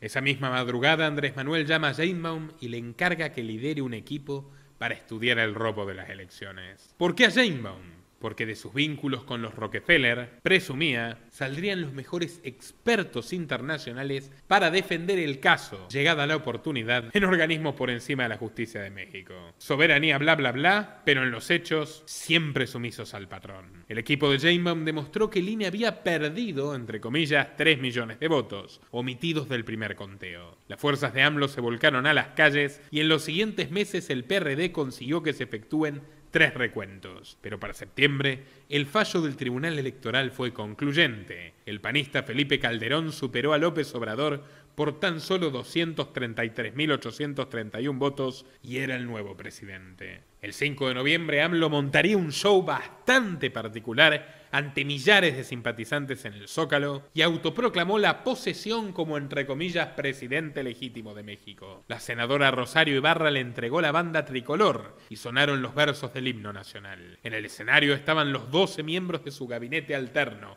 entre comillas. Entre ellos Claudia Sheinbaum, elegida secretaria de Defensa del Patrimonio Nacional de aquel gobierno de juguete. ¿De quién fue la idea de todo el circo? De Claudia. Para ser más precisos, del papá de Claudia, que recordaba las historias de los republicanos españoles que frecuentaban las tertulias, Juan Sheinbaum, incluyendo toda la pantomima del gobierno en el exilio. Entonces fue que regresé a la UNAM formalmente a retomar mis actividades como académica. Y fue difícil, porque fue un cambio de vida y además después de todo lo que habíamos vivido, ¿no? Y sí, fue difícil, Claudita. Ayer manejaba cientos de millones de pesos de fondos públicos de gente que realmente trabaja en el sector privado, cosa que tú nunca has hecho en tu vida, y ahora estás de nuevo en la gris existencia de la academia, pasando las tardes entre papers y gráficos. Aún así es mejor que la vida de los obreros que te han financiado toda tu carrera. Pero bueno, ella no estaba para eso. Ya no le gustaba ser profesora. Había hundido a su marido para llegar alto. Sentía que le habían robado su derecho a ser la elegida. Su apellido, Sheinbaum, y no el de Imaz, estaba ya en el radar de gente muy influyente. Y se repetía a sí misma una y otra vez que no todo estaba perdido. Su proyecto personal iba en serio. Y fue entonces cuando dio su paso natural. Fracasada en las urnas, decidió ascender allí donde nadie vota. Donde por lo menos no es la gente común la que decide nada. Ni siquiera las caras de los títeres. En 2007, Sheinbaum se incorporó formalmente al gobierno del mundo, ingresando al edificio Rockefeller, la sede de las Naciones Unidas en Nueva York, como vocal del Grupo Intergubernamental de Expertos sobre el Cambio Climático y participando de la escritura del 4º informe de evaluación del organismo. En concreto, aparece como autora contribuyente del catastrofista Grupo de Trabajo Tercero, que lleva el título sugestivo de Mitigación del Cambio Climático. El informe proponía una agenda de acción para reducir los gases de efecto invernadero a través del más férreo socialismo económico y tomaba como referencia y como meta el año 2030. Sí, señores, la Agenda 2030 tomó su año meta para el avasallamiento de la propiedad y del modo de vida convencional de Occidente, de esa cocina tecnocrática en la cual cocinaba la señora Sheinbaum. Es literalmente una de las nefastas ideólogas de las ODS. Junto a su buen amigo Jeffrey Sachs, financiado billonariamente por George Soros, aquí lo pueden ver en la foto con Soros, y también por la Fundación Bill y Melinda Gates en el Instituto de la Tierra. Sachs, que es coautor de la Agenda 2030 y de la encíclica ecofascista del Papa Francisco Laudato Si, es un abierto defensor de la causa de Sheinbaum y probablemente será un asesor clave de su gobierno, como lo ha sido, por ejemplo, para el ruinoso gobierno de Alberto Fernández en la Argentina. Muy pero muy similar a lo que verán ahora en México. Sheinbaum en lugar de Alberto y AMLO en lugar de Cristina Kirchner. Y miren la ironía en los números, que su presidencia va a terminar precisamente en 2030. Claudia 2030, sin duda. ¿Habrá culminado la obra de la ONU, la obra de los Rockefeller, de Soros o de la Iglesia Progre? Por el bien de los mexicanos y de la humanidad, esperemos que no. El informe del tercer grupo de trabajo demuestra que para mitigar, entre comillas, el cambio climático, la medida más efectiva es elevar el costo de las emisiones de carbono. Así deberían pasar a costar de 5 a 65 dólares por tonelada en 2030 y a 130 dólares en 2050. O sea, el plan es encarecer drásticamente la energía y al mercado y hacerte muchísimo más pobre con el bendito cuento de las energías renovables que Sheinbaum no se cansa de repetir. Vamos a impulsar la transición energética, las energías renovables, la eficiencia energética serán una característica de nuestro gobierno. El informe fue celebrado por todos los organismos globalistas occidentales y el IPCC de la ONU recibió el Premio Nobel de la Paz de 2007, un galardón compartido con el mismísimo Al Gore, ex vicepresidente del genocida criminal de guerra Bill Clinton. Recordemos que en los 90 Al Gore fue el principal impulsor de toda la agenda ambientalista de los Estados Unidos, logrando institucionalizar el tema ecológico y desde entonces brega por lo mismo pero a escala mundial. El premio fue entregado por su documental Una verdad incómoda y fue el único en presentarse físicamente en Oslo para recibirlo. So that now we have these enormous downpours around the world. We need to stop this dependence on oil and coal. Leaders from across this society, civic and business and political leaders, came together and became part of a movement to make political will a renewable resource. Muchas gracias. Pero bueno, eso no priva a Sheinbaum de lucir el mayor galardón del mundo en su currículum vitae, que es tan creíble como el documental de Al Gore. Porque con esa película auguró el fin de los osos polares, pero ahora, 17 años después, hay más osos polares que nunca y son prácticamente una plaga. Créanme que lo que en el fondo quieren Claudia, Jeffrey, de quien por cierto hablamos largo y tendido en el documental de Angelina Jolie, y su plan nefasto para comer insectos, y la ONU, que es la que al fin y al cabo los emplea a todos, claramente es reducir el carbono que nosotros representamos. A buen entendedor, pocas palabras. En abril de 2008, Claudia coordinó el movimiento en defensa del petróleo, comandando las brigadas de mujeres a las que llamó Adelitas, en referencia a las revolucionarias de la gesta mexicana. Con sus atuendos de sombrero, faldas estampadas en flores y trenzas de colores, las Adelitas cercaron el Senado de la República por más de una jornada, impidiendo el paso de los legisladores. La lucha se trababa contra la reforma energética de Vicente Fox y su proyecto de privatización de Pemex. Hay que ver qué queda de Pemex después de que llegue Claudia con las renovables. Fue este el gran resurgimiento de López Obrador y le dio músculo para fundar su propia fuerza política, el Movimiento de Regeneración Nacional, mejor conocido como Morena, un guiño a la Virgen de Guadalupe a pesar de que todos los indicios muestran que AMLO en realidad es protestante. Mitómanos hasta en lo más íntimo, como Milei. Morena fue presentada como asociación civil en 2011 ante más de 10.000 personas congregadas en el Auditorio Nacional y en un acto donde llevaban también al ex delator de la CIA, Jalife, hoy enemistado con Sheinbaum. Son demasiado parecidos como para tolerarse. El discurso de Andrés fue propio de un evangelista.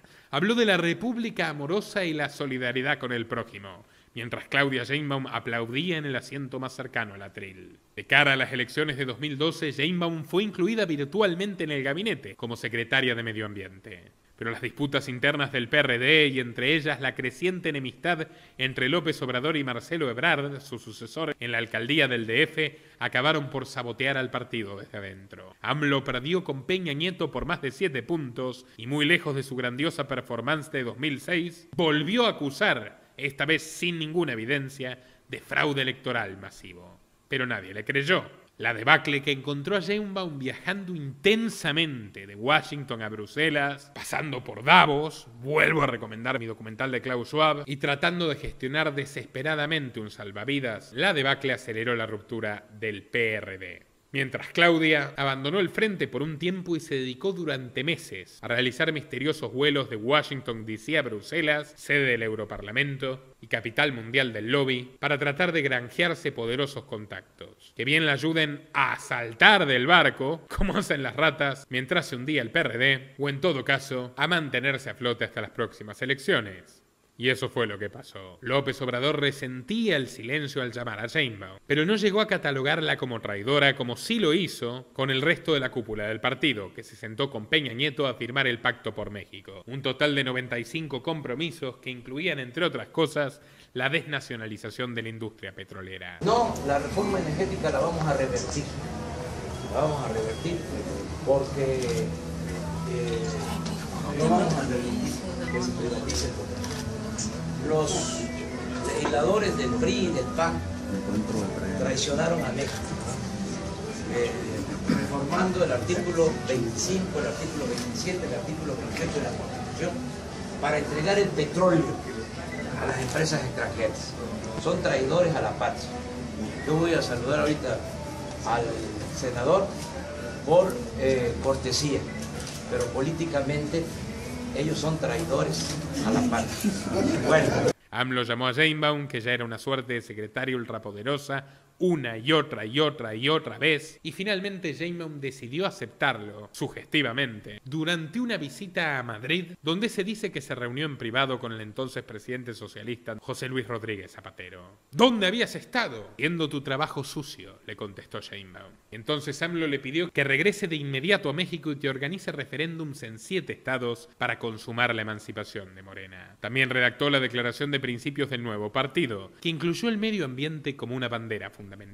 La agenda de Davos. La creciente influencia de Sheinbaum comenzó a generar grietas dentro de Morena, por sectores que la veían como autoritaria, poco fiable y sobre todo promotora de intereses espurios. Fue el caso del propio Jalife, médico sí, pero autodenominado neurocirujano especializado y experto en geopolítica, que escribió un artículo acusándola duramente de sionista encubierta y denunciando sus nexos con los grupos inmobiliarios judíos a los que favoreció durante su paso por la Ciudad de México. Todo, hay que decirlo, nobleza obliga, totalmente cierto. Ya vimos los contratos que le otorgó Sheinbaum a la familia Seruri Cabaz cuando era secretaria de Medio Ambiente, triangulados directamente a través de los lobbies de la colectividad. Pero las críticas de Jalife le salieron caras, y Claudia movió las pinzas para ir relegando al profesor a un papel cada vez más marginal y donde se encuentra desde entonces. Es más, hace poco hasta lo han detenido por atacar a Tatiana Cloutier, que es la coordinadora de vocería del equipo de campaña exitoso. El 2013 llegó para Claudia con malas noticias. Su papá, Carlos Sheinbaum Joselevich, falleció a la edad de 80 años. Lejos ya de su pasado como activista y de sus dudosas lealtades, como hemos documentado, Sheinbaum había dedicado más de 55 años de vida a la industria de la curtiduría en México. Incluso fue el fundador del Simposium Nacional de Curtiduría, que fue el primer encuentro corporativo del área. Por cierto, hablamos de una actividad totalmente nociva para el ambiente, según el discurso de la ONU y de Claudia, que deja daños irreversibles en las aguas con sus restos de materia orgánica, sólidos, suspendios, sulfuros y cromo. La vida de Carlos Sheinbaum estuvo envuelta en un paño de misterio, y su muerte, detrás de la cual dejó una inmensa fortuna, no fue la excepción. ¿Qué? Porque hasta el día de hoy existen 2 actas de defunción. ¿Oyeron bien? Sí. El papá estadounidense de Claudia Sheinbaum, marxista y estadounidense, tiene una primera acta de defunción número 453 que asegura que falleció en el Hospital General de la Ciudad de México por un infarto agudo del miocardio y que su cuerpo fue inhumado. Y la segunda, que es la número 21.397, establece que murió en la calle San Luis Potosí 143, Colonia Roma, en cita de un hospital privado. La causa fue peritonitis generalizada y su cuerpo fue cremado en una instalación. Solo coinciden las fechas de defunción, el 29 de agosto de 2013, pero no en la hora, que es distinta por 35 minutos. Otro enigma más para el prontuario de los Sheinbaum. ¿Quiénes son realmente estos sujetos? ¿De dónde salieron? ¿Por qué registran la muerte de alguien por separado? Por poco y falta preguntarse, ¿está muerto? Porque ni cuerpo dejaron. Y a estas alturas, sinceramente, los morenistas mienten tanto que si no lo veo no lo creo. Ahora, pregúntenle a Claudia, ¿qué hizo con la fortuna familiar? Con el emporio de las curtiempres. ¿Donarlo? Definitivamente no. Podría dar explicaciones al respecto. Qué raro que nadie se lo preguntó. En el año 2014, Claudia participó del 5º informe de evaluación del IPCC. Pero esta vez, la rica heredera fue destacada como una autora líder, escritora del capítulo 7 entero, titulado Industria, aunque bien podría rotularse el fin de la industria, porque de eso se trata la Agenda 2030 y el control soviético de emisiones. Esta publicación allanó el camino para crear un tratado global y jurídicamente vinculante, que fuerce a los estados a reducir las emisiones de carbono a través de los famosos Acuerdos de París, firmados en dicha ciudad a finales del 2015, en la Conferencia de Cambio Climático de la ONU número 21. Esta vez no hubo Nobel, pero Claudia ya ostentaba un nuevo cargo en el poder, elegida como jefe delegacional de Tlalpan. Sí, el mismo puesto que tuvo su esposo y el mismo sillón que calentó antes de pasar por el vis a vis y luego la prisión domiciliaria. Poético. Maná podría dedicarles una canción.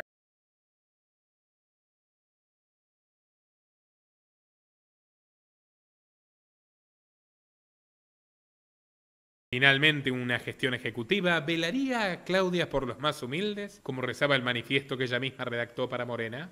Pues no. Como pasó en los años 2000, Sheinbaum se pasó sus convicciones por donde no da el sol. Podemos mencionar, por ejemplo, cuando envió a la policía a desalojar violentamente predios irregulares en una de las colonias más pobres de Tlalpan, Mesa Los Hornos. Con máquinas topadoras, los agentes derrumbaron chozas y un kiosco vecinal que la comunidad había construido con un presupuesto participativo. ¿Todo para qué? Para montar un centro de artes y oficios, el nuevo invento recaudatorio de Morena. De paso, para ir generando más cuadros del mundo audiovisual, al mejor estilo Podemita. El artífice del proyecto era Benjamín González, funcionario muy cercano a Sheinbaum. Según un ex trabajador de la delegación, González tenía en nómina a 26 talleristas fantasma. Así inflaba los presupuestos del centro y luego pedía a los verdaderos talleristas, los que sí existían, que le entregasen el efectivo sobrante en la mano. Otro hecho deleznable ocurrió en 2016. La mañana de mayo, 350 miembros de su personal se presentaron en Centro Cultural Maya, uno de los más humildes barrios de Tlalpan, y comenzaron a destrozar la capilla del Señor de los Trabajos, un cobertizo con techo de lámina que feligreses habían instalado hace años para tener donde rezar.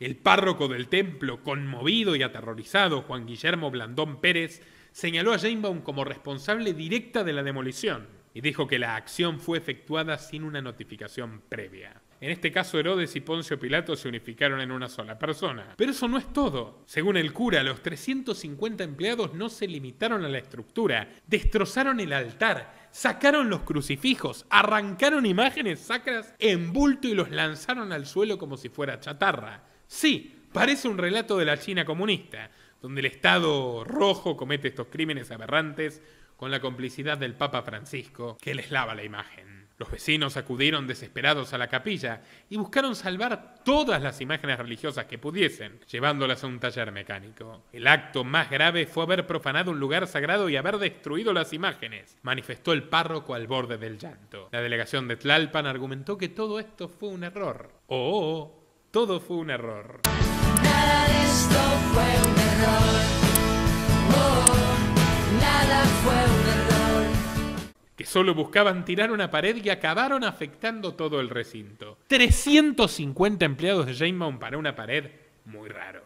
Grupos católicos de derecha la acusaron directamente de perpetrar un acto de odio religioso por obcecación personal contra la iglesia, que la venía criticando por sus corruptelas. Pero el mayor cinismo de Claudia apareció días después, cuando se reunió con el obispo de la diócesis y acordó reconstruir el templo. Pero escuchen bien, solamente si la mitad del terreno era cedido por la iglesia para otro de sus centros de arte y oficios. Básicamente, no solo les demolió la iglesia y les robó todo lo que tenían, sino que les arrancó la mitad del terreno, chantajeándolos con que si no, no se las volvía a construir. ¿Quedó claro? Bueno, todos aceptan. Cómprenlo, muchachos.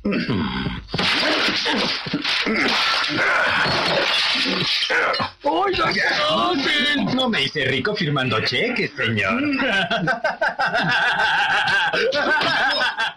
¿Una salida salomónica? Pues ni siquiera. Poco después, Sheinbaum se desdijo y en una conferencia afirmó que si querían reconstruir la capilla, la iglesia debía conseguir el financiamiento y los fondos. O sea, literalmente voy, te tumbo tu casa con una topadora, te digo que te la vuelvo a construir si me das la mitad del terreno y luego te digo, bueno, me das la mitad del terreno y te la construyes tú. Esto es lo que le viene encima a los mexicanos. Van por tu propiedad, van por tu libertad. Esta mujer es de terror. Los desalojos en Tlalpan fueron constantes. Cansados de ser desplazados por las autoridades, 200 vecinos históricos que tenían problemas de títulos pero eran propietarios legítimos de sus terrenos, tomaron por la fuerza las oficinas de la delegación en 2016, impidiendo el ingreso de Sheinbaum y otros funcionarios. Ella los hizo pasar a su despacho y los sacó de ahí con nuevas promesas que obviamente tampoco cumplió. Sin embargo, qué casualidad, distintos allanamientos detuvieron al menos 16 de estas personas por la inocua tenencia de cannabis. Qué conveniente. Pero viajemos al 19 de septiembre de 2017, fecha en la que un terremoto devastador de magnitud 7.1 sacudió todo el Valle de México. Aquel día Tlalpan fue el centro de la atención mundial por el derrumbe de la escuela primaria Rebsamen, que mató a 19 niños y 7 adultos que habitaban su interior. Los familiares de las víctimas acusaron directamente a Sheinbaum de la tragedia y razones no le faltaban. Y es que sí, México tiene ahora una presidenta con las manos manchadas de sangre inocente. Aquel año su administración había concedido permisos ilegales a la dueña de la escuela, Mónica García Villegas, para que se construyese un departamento privado en el 4º piso del edificio. Este error arquitectónico fue el detonante del desastre. Las acusaciones llovieron de todos lados, gente, de los medios, de la política. Con su cinismo habitual, Claudia sacó a relucir el manual ABC de Morena y se victimizó. Dijo que las obras habían sido legales. Luego, ante las evidentes irregularidades en las mismas, echó la culpa a anteriores alcaldes y a sus adversarios del PRIAN, usar el dolor de la gente para hacer política. Lo cierto es que la crisis estaba fuera de control, y el propio López Obrador le ordenó que se callase y no hablara más del tema. A partir de ahora yo me hago cargo, sentenció tajante. Pero los 26 muertos de Rebsamen son apenas una parte de los tantos caídos por la negligencia de Sheinbaum. Y es que sí, Sheinbaum ha escalado a la cima del poder por una montaña de cuerpos. Solo en su etapa en Tlalpan debemos mencionar a Daniela Licone Pérez, una niñita de 12 años que en 2017 murió aplastada por un enorme portón metálico que fue mal colocado en uno de sus centros de artes y oficios. La administración pseudo-bolivariana llegó a pagarle a los padres de la víctima para que no denunciaran al Estado, comprando el silencio de los pobres con migajas de pan duro. Comunismo ilustrado. Tenemos también a 5 estudiantes del Tecnológico de Monterrey que fallecieron 2 semanas después del terremoto al colapsar los puentes de la escuela, pese a haber denunciado hasta el hartazgo la situación edilicia tan precaria. Sus compañeros hicieron un video viral acusando directamente a Sheinbaum y comenzaron a sufrir amenazas y presiones de la administración, so pena de ser expulsados. Por último, debemos sumar 5 muertos más en los centros comerciales de galerías Coapa y Walmart, ocurridos durante el sismo del 17. Y esta lista continuará ensanchándose en la segunda entrega de esta historia y también en los años por venir. Porque Sheinbaum es, como dicen sus haters, una dama de hielo, una mujer sin corazón, cuyo irrespeto por la vida humana solo atrae más y más muerte. Quienes la conocieron de cerca aseguran que es autoritaria e iracunda, propensa a lanzar gritos y alaridos y golpear las mesas, llegando al grado de romperlas. En 2017 también fue cómplice de otra atrocidad, el fideicomiso por los demás, una campaña por los damnificados del sismo que recogió muchos millones de dólares de origen desconocido. A 8 años de la catástrofe, todavía hay víctimas que no recuperan sus viviendas y deben miles de pesos a las empresas constructoras, amigas de Sheinbaum. Romper piernas para entregar muletas es la naturaleza del Estado, de acuerdo al pensador liberal inglés Isaiah Berlin. Nunca mejor dicho. En medio de aquella tormenta política, Sheinbaum solo tuvo consuelo en una muy curiosa amistad: Xóchitl Gálvez. Sí, la misma que este año fue su rival a vencer, la misma a la que le dedicamos este documental que me ha hecho flipar en colores por la cantidad de locuras absurdas y tragicómicas del grotesco personaje. En 2018 la cosa era distinta como figura hoy, y entre las dos damas primaba una relación de interesada camaradería. A las dos ex-trotskistas se las veía comer muy tranquilas en un restaurante fino de Polanco o incluso en privado. Xóchitl solía asistir a menudo a la casa de Sheinbaum. La candidata del PAN llegó a decir que apoyó a Claudia como mujer para que ganase dentro de su partido y no se fregara Monreal. Aludía a Ricardo Monreal, el ex gobernador de Zacatecas, que por entonces picaba en punta para competir por la Ciudad de México con la bandera de Morena. En un principio, el partido izquierdista estableció utilizar el método de la encuesta para definir a su candidato, pero había un problema. Monreal era un líder nato, un político de talla muy difícil de manipular. Esto preocupaba a López Obrador, que lo veía como un riesgo para su futura presidencia de México. Por eso mismo AMLO le valió madre su promesa y, sacando su ya célebre dedazo, impuso la candidatura de Claudia Sheinbaum al DF. Cuidando las formas, por supuesto, presentando una encuesta totalmente amañada que se fabricó antes de tiempo. Cuando los medios y las voces internas se alzaron para criticar el dedazo, Sheinbaum se resguardó en la violencia de género, concepto feminista en el que ella antes no había creído ni defendido. No reconocen mi trabajo por ser mujer, se quejó. Imagínense la cantidad de excusas que dará por ser mujer cuando mexicanos inocentes sean encarcelados, expropiados o mueran por su negligencia o directamente la suprema violencia del nuevo régimen. Porque esto será AMLO 3.0, potenciado, elevado no al cuadrado sino al cubo. Hay otra cosa que queda aquí de manifiesto, doctora. Tuvo que intervenir el presidente de la República para que las corcholatas, y hablemos de su caso, reaccionaran. Sí, pues a ver, desde hace rato nosotros hemos pedido que los bajaran y está bien que intervenga el presidente y que el presidente de nuestro partido también hizo un llamado y hacemos el llamado. ¿Esto confirma que el presidente es quien lleva la conducción del proceso? No. ¿Por qué? Porque él dio la instrucción de que se bajaran. No dio una instrucción, dio una opinión. Pero ustedes la acataron. No la acatamos. ¿Qué hicieron entonces? Reconocemos la opinión y tomamos nuestras decisiones. No sé por qué tanta violencia en la entrevista. No, sí, está muy violenta la entrevista. O sea, son los temas del día. Estamos acostumbrados a tener una conversación normal, tranquila. Entonces, así empezó, pues así le seguimos. Son los temas del día, doctora, con todo respeto, los temas de la opinión pública nacional.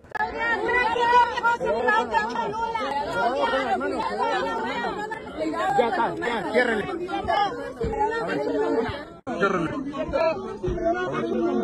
Otra entrevista en que la precandidata a la presidencia por Morena, Claudia Sheinbaum, pues se enoja, sube el tono en una entrevista porque no le gusta la pregunta y curiosamente muchos defensores de Morena dicen, no, pues es que no, ella está siendo firme, ella está respondiendo puntualmente.